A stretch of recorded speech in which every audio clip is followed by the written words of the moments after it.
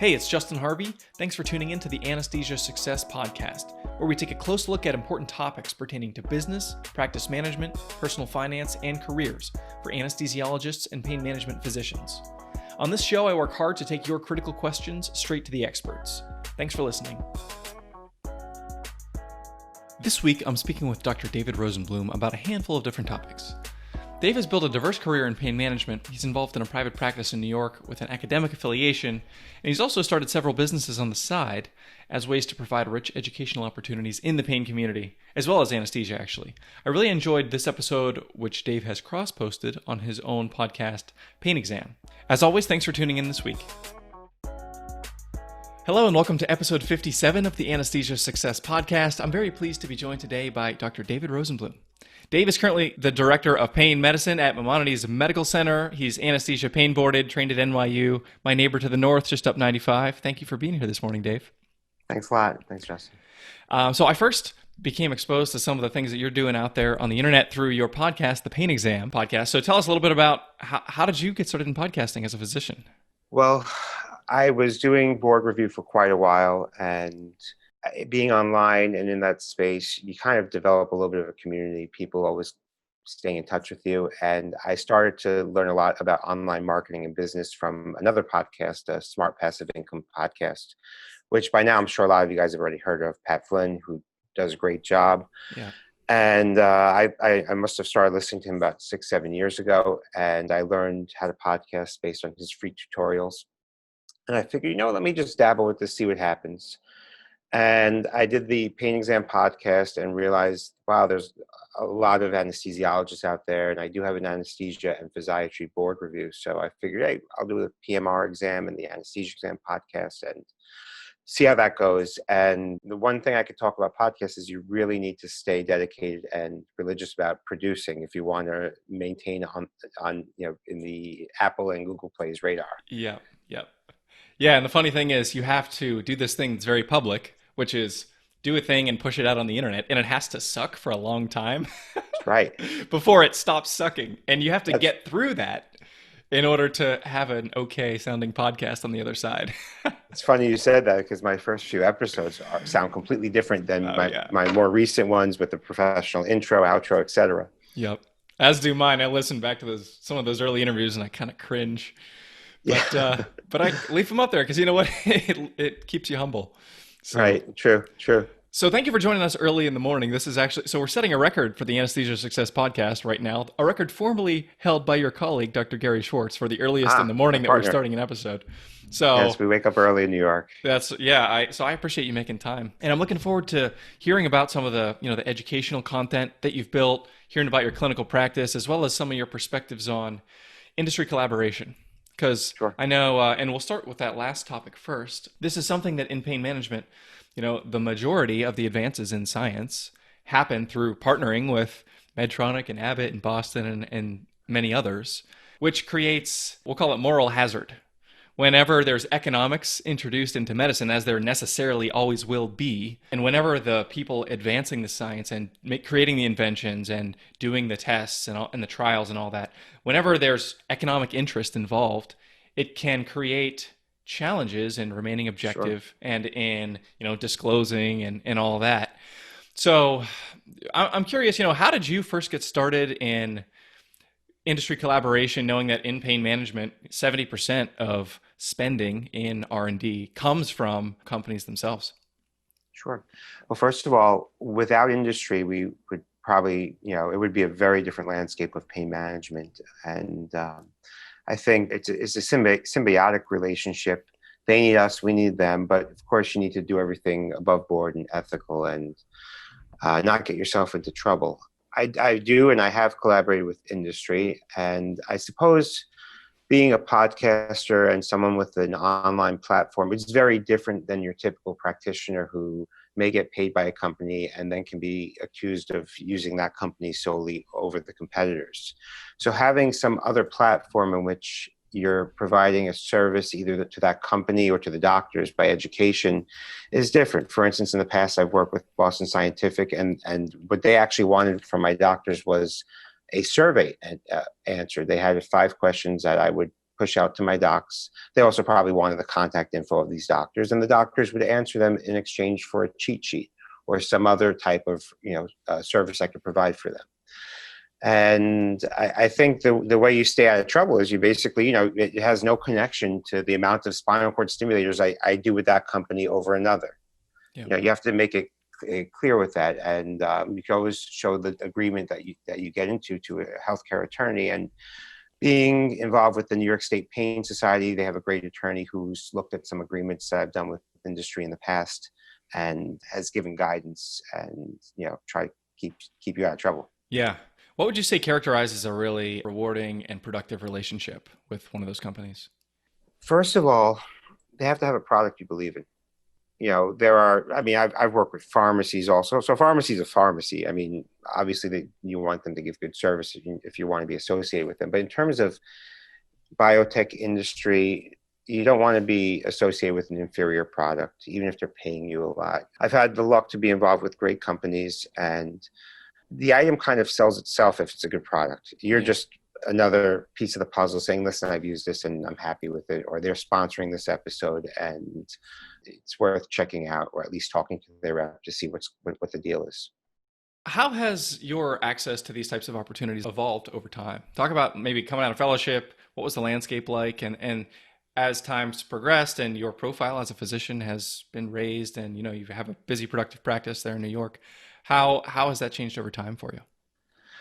Well, over time, I think I've become a little bit smarter with respect to the whole online industry, community forming, tending to my newsletter, and those email lists are very valuable. People have asked to buy my email list. I can't sell it. I don't have that sort of agreement with my users, and I wouldn't do that. But in terms of marketing on behalf, first of all, you have to disclose that you're an affiliate of this company and that you have some sort of agreement with them, or if you're going to profit off of any sale made. But it's not a majority of my income. It's not even a big part of my business. The biggest part of my online business is actually board review and providing a service to doctors. And when I first got into the space, or at least I first realized the advantage to partnering with academic societies. I realized a lot of these societies are not-for-profit. And the best and smartest thing I could do is to utilize my platform to help these societies for free. So by partnering with them, I help them get exposure to my audience, get people to come to their meetings. And in exchange, they help me with marketing in exchange. Maybe I get a table at their conference, or they, like what I'm doing with ASIPP right now, we co-market and collaborate on academic ventures. Awesome. That's a great idea. I got to try that with my podcast. Yeah, you should. Awesome. So talk a little bit about your current clinical practice. So we have basically we're a 90% anesthesiology practice. We are the anesthesia group that's contracted to run the operating room at Maimonides Medical Center, where we cover different ambulatory centers and private offices in addition.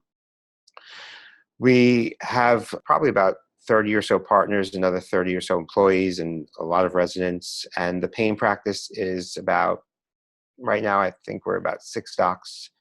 And we cover the various boroughs in New York, and including some of the suburbs such as Westchester and Long Island. Okay. And we're very interventional. We try to minimize opiates. Each pain doctor, as with most practices, may or may not focus on different things. Some docs do more neuromodulation. Some docs stick more to the traditional bread and butter. Yeah. As of the time of this recording, which is the end of June, it'll be a few weeks until this is released. I'm curious, how has your experience been during coronavirus? How have you guys been able to adapt? And how are things looking there? And I know New York has been a hotspot, obviously. Yeah, it's been crazy. We've done obviously a lot of telemedicine. In terms of the anesthesia side, we were doing sedation rounds up until recently. Thank God we don't really have that anymore, but that may happen again if there's a second wave, which I think there will be. I think it's a matter of time, but I'd like to think we're more prepared. Yeah. How had the implementation of telemedicine, how did that go? Is that something that you guys had done a lot of before? It's funny you said that. About a year ago, we realized we could do it with our EMR, and we did some experiments. We tested it out on some patients. The big question was, were we going to be reimbursed properly? And we didn't want to take those chances, and you do it and then you realize you don't get paid. So, well, once this all happened, and then we found out about the rules of telehealth being lightened up, we didn't have a choice. Yeah. So I'm curious with your practice, there's a lot of legislation happening right now about reimbursement for different types of procedures because of coronavirus, the waivers for paying for telehealth the same way as if somebody came into your office. Who do you have in your practice that sort of keeps a finger on the pulse of like those types of things? It's a pretty complex legal environment. I'm wondering, like, it changes almost every day, it seems like. So we have a billing company, a huge billing company, which gives us guidance. We have an administrator who deals with them, and if we have questions, we'll ask them directly.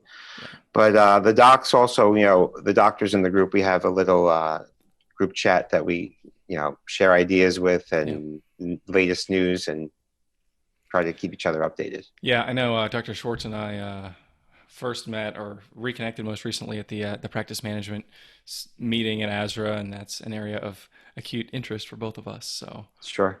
Talk a little bit about, as you're thinking about the craziness the last couple of months, are there any stories that stand out, whether it's a patient encounter or collaborating with one of your colleagues where it's like just something unusual that's a product of coronavirus that you might not experience again? Yeah, probably there's a lot of stories. I mentioned one of these on my podcast where my first day in the hospital during, my whole thing was, I said to my family, I said, look, because I'm a pain doctor, mainly spending time in my office. I would normally do Monday pain rounds, but when the coronavirus started and they stopped elective surgeries, there was really not, we have mainly a acute pain service that's really regional based, not so much opiate management. And so when there was no elective orthopedic surgeries or other types of surgeries, there was a very few patients on the pain list. And so the rounds were very short or non-existent even. I said to my family, I said, look, they didn't want me to go to the hospital, of course. And I said, I'm like a fireman. It's not like I can't do it. Right. If I don't do it, and given, yes, we have a very large group of anesthesiologists, but if I don't do it, who's going to do it? Yeah. So I had no problem going into the hospital to do the COVID rounds, which was on intubated patients. And it was very eye-opening because of you had nurses, and I mentioned on my podcast, my cousin who's a floor nurse at Maimonides, and I walked up to her, said hi. She didn't recognize me. And the scary thing is she's going to every day it's either 6 to 9 patients that she's caring for. She's a regular floor nurse. I mean, it's a cardiac floor, but she doesn't do ICU. But she had all these intubated patients that she's managing herself on pressors, on sedatives. And she was overwhelmed. I mean, she looked like she had it together at work, but afterwards we texted, and it's just sad that these nurses, they're the ones who are really in the rooms all day long, watching them die. There's no family members at the bedside to advocate for the patients. And it's a very scary situation when you have overwhelmed people who are trying their best to take care of these very sick patients. And there's support, but it's not there's not enough eyes on the patients. His family members can't be there. But then again, I understand that because that's more dangerous. Yeah. So it's just a tough situation that society has to deal with. Yeah. Are there any ways that you have changed or adapted or are preparing yourself for, if and when that kind of happens again? Things that you guys have learned? On a personal note, I'm taking lots of vitamins. I never was a vitamin person. I was always, I'll eat healthy and get my vitamins from the vegetables and whatnot. But yeah, I got a big thing of those vitamin C gummies sitting on our counter downstairs. Right. The vitamin C. So we went crazy. I mean, we have a friend who's a nutritionist. Her husband's an anesthesiologist. He was actually one of my former residents. And, she's she's one of those know-it-all people, but she knows a lot. I'm not saying she doesn't, but, she always has some nutritional advice on every little thing. And us doctors, it's like the gastroenterologist when it comes to nutrition, or the pain doctors when it comes to physical therapy. Mm-hmm. We're specialists, but we still might not be the best people to talk to about these things. Yeah. Because of our nutrition training is way more limited, maybe a month or two in med school, and that's it. So, and a lot's changed in the last 15, 20 years. So I had selenium, zinc, vitamin D. Vitamin D is a big thing, which has been linked to improved outcomes or poorer outcomes if you have low vitamin D levels with COVID. Have all these other things in case you get sick, such as this thing called Russian Immune, which is, I think, like it's one of those probiotics. But Okay. either way, personally did a lot of modifications. I know a lot of friends who stopped smoking finally. And in terms of the practice, well, now that we're ramping back up, we took chairs out of the waiting room, so we can only have a limited number of people there. Yeah. We staggered the appointments. We're still doing telehealth, but with our patients who are on opiates, we're telling them, you need to come in for a drug screen. Can't keep doing video refills and not paying attention to these things. So. Right. Yeah, makes sense. Tell me a little bit about, you mentioned right before we jumped on the call just about how you define success for yourself as a physician, and the way that you pursue a number of things as a physician and as somebody who's an educator and is contributing to the pain community and the body of knowledge for especially young clinicians. Tell me about how you think about that. How did that sort of come on your radar as something that you wanted to pursue? And what does it currently look like for you? Sure. Well, to go a little bit opposite of what I told you before, I remember being at NYU and I had an attending there who was back then making like, a base of or a salary probably in the 200s. And he was telling me, he's like, yeah, I don't need to do private practice. He's like, how much money do I really need? I'm like, it's a nice attitude. He's not greedy or at least obsessed with money. But then when you think about living in Manhattan on 200 grand per year, if you live in Manhattan, it's not a lot of money. It sounds like a lot of money. It's more than 99% of the country makes. But in New York City with a family, especially when only 100 of it makes it to your checking account. That's right. It's just not a lot of money. I mean, he probably made more than 200, but still, with overtime and whatnot. But the point is, I look at success as not a financial number. I need to be able to afford to live in a nice house and afford to be in a safe, nice neighborhood and educate my children in the way I see fit, as well as afford retirement and things to do in leisure. Success is not a numbers game. I have a lot of friends who left New York, probably make twice as much as I do. Are they any happier than me? I don't think so.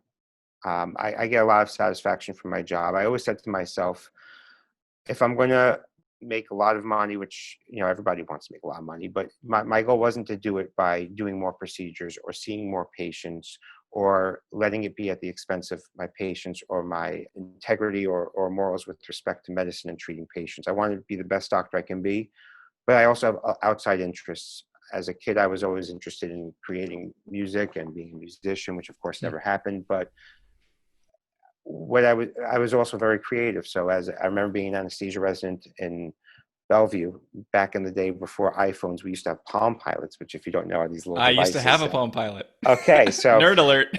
Yeah, nerd alert, exactly. I remember having a beeper, the code phone, a Palm Pilot. I mean, ridiculous. But this is back in the day, and we're talking about 1998 to 2002. I was in medical school. There were no smartphones.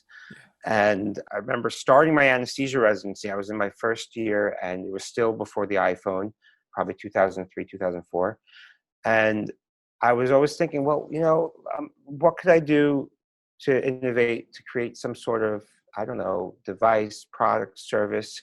And I'd sit there in the anesthesia call room, and I'd list ideas on my Palm Pilot. And by the time I got to my pain fellowship, I had a very long list, and I never had time to do any of these things. And I was in the pain fellowship. I'm like, well, I need to study for this pain exam, but wait, there's nothing to study from. So that's where the whole pain exam thing came from. And within a month or two, not only was it profitable, it made back all the money I invested in creating the whole thing, but it was in the top of Google organically, which, as you know now, is almost impossible to get so high organically with a business or some sort of board review site or anything like that. And it happened because there was such a high need and there was nothing in the space. Yeah. And if I created a pain exam now, it probably wouldn't have shot to the top so quickly. Right. But getting back to your question with success, having this whole podcast and be like you have, and building a community online, or at least having people connecting online and getting value for your service, that to me is success. I've already achieved that goal. I'm very happy with what I've built, and I look forward to growing it even more and partnering with people like you, people like ASIPP, societies, NANS, EPA, etc., who we basically build off of each other and help leverage each other. Yeah. So for any listeners out there, if you go to anesthesiasuccess.com/57, we're going to put links in the show notes to Pain Exam and all the content that Dr. Rosenblum's been working on. A lot of great resources there that I definitely want to, if you didn't already find it on Google, you can go to anesthesiasuccess.com/57 and see what we're talking about there. Which is a great show, by the way. I'm sorry to interrupt, but I was listening to the RVU episode this morning on my way to work, and I'm not based on RVU. My practice is, we don't use RVUs, and so I actually know very little about it. It was pretty eye opening, and it's just good to know in case I ever need to worry about it, or we change our model. Yeah, I'm hoping to do another sister episode on doing percent of production, and so there's obviously one of the reasons I have a job is because the way physicians get paid is so darn complicated that it and we're not educated. Yeah, in this, it's yeah, scary. And there's frankly a lot of incentive to keep our hardworking physicians in the dark about the economics of these things. Yes. And that's one of the missions of this show, is to close that knowledge gap. Obviously, we're coming at it from different angles, but I very much see us as allies in that journey, which is a lot of fun. I appreciate you being with us this morning, Dr. Rosenblum. I want to close with a story of you're somebody who has a pretty prominent presence in the pain community. You've given a lot. You're very well respected and reputed, and someone to whom a lot of people look for just, getting oriented. And I'm curious, with all the things that you've accomplished clinically through creating education content in your businesses and things like that, what's something that you can look at and you feel like an accomplishment you're proud of, or that really is something that you feel like has actualized your professional efforts? Aside from my patients, and of course helping my patients and seeing when people can get their lives back together, or people tell me even, you saved my life, which, believe it or not, has happened. Yeah. Not just because I got them out of bed for pain problems, but sometimes you work them up and you find tumors that they get cured from. But in terms of my Pain Exam and side projects, I think when I get to meet the listeners and people who've used my review to pass the exam, when I meet you guys at conferences or you email me, to be honest, I sometimes get more excited over that than when I make a sale. It's just a really nice feeling to know that I've helped somebody along their journey to become a board certified physician or anesthesiologist or any other clinician in their practice. Awesome. Well, thank you for sharing that story. Thank you for joining us today on the Anesthesia Success Podcast. Thank you, Justin. If you liked what you heard this week, head on over to anesthesiasuccess.com, where you can find more content and free resources to help you build a successful career in anesthesiology and pain management. If you wanted to leave a review in iTunes, I would also really appreciate it. Thanks for using some of your valuable time to join me today on the Anesthesia Success Podcast.